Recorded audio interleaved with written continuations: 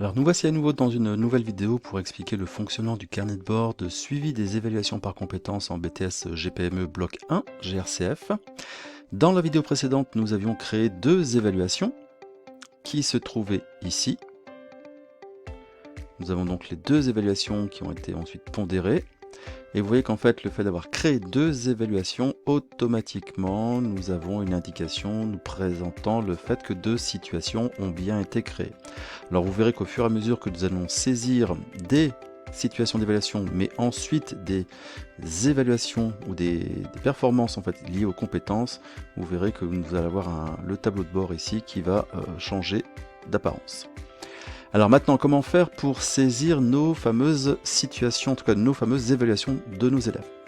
Alors pour saisir les évaluations, il suffit donc de cliquer sur le bouton orange, saisir les évaluations, où nous arrivons ici dans un tableau dynamique dans lequel nous avons nos élèves qui ont été présentés. Donc ici dans notre exemple c'était de A jusqu'à F. Ici nous allons faire abstraction de ces élèves-là. Et nous avons la possibilité ici de choisir le nom de l'évaluation. Vous voyez que automatiquement lorsque vous avez créé des situations d'évaluation, l'évaluation apparaît.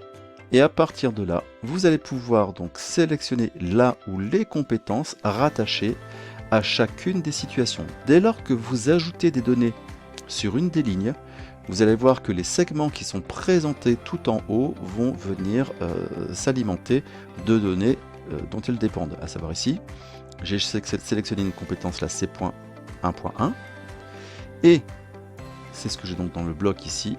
Et je peux ensuite aller sélectionner la sous-compétence, par exemple, une prospection efficace et ciblée des outils et les outils de suivi adaptés. Imaginons que je souhaite ajouter un deuxième élément lié à cette situation, la pépinière, une deuxième compétence. Je peux donc aller resélectionner donc l'ASP la pépinière, sélectionner ensuite par exemple un deuxième bloc de compétences, et dans ce bloc de compétences, sélectionner la sous-compétence adaptée. Vous verrez que à partir en fait des menus déroulants, le menu déroulant de la sous-compétence ne fera apparaître que les données de la compétence qui a été sélectionnée. Dans notre cas ici, par exemple, qualité de la réponse apportée au client du devis jusqu'à la facturation. Et vous pouvez reprendre de cette manière-là.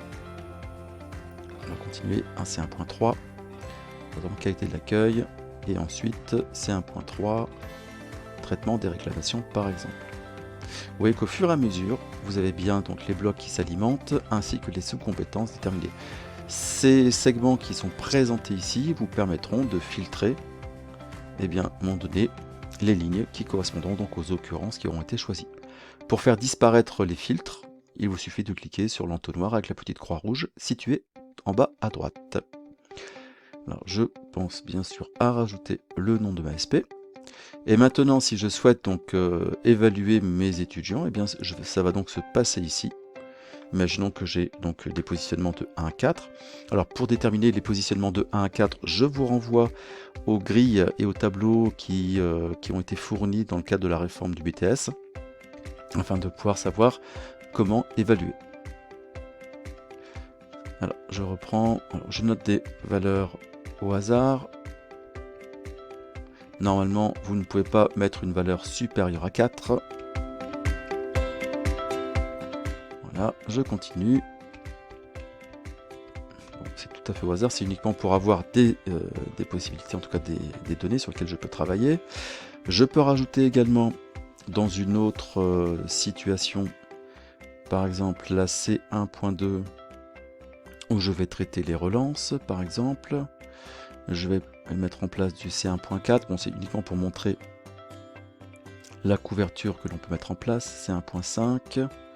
Alors les sous-compétences qui apparaissent font référence à ce que vous avez dans la grille d'évaluation au fil de l'eau, donc sur les 14 points. Je vais donc ajouter aussi par exemple opération, voilà, contrôle 2 tiers, enregistrement comptable et contrôle 2 tiers par exemple. Et vous avez remarqué que vous avez également les blocs de compétences transversales numériques et de communication qui vous permet donc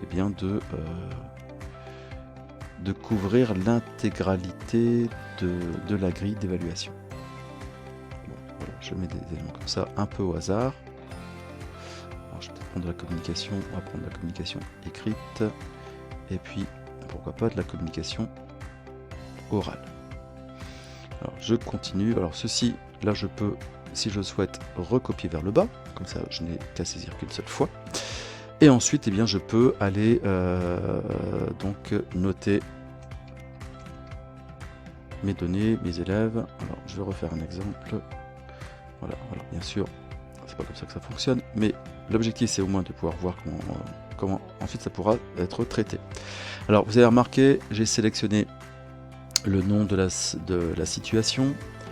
Et là, ici, vous avez le coefficient associé qui correspond à la situation d'évaluation. Donc, n'allez pas modifier cet élément-là, vous en aurez besoin dans le calcul de la pondération du niveau.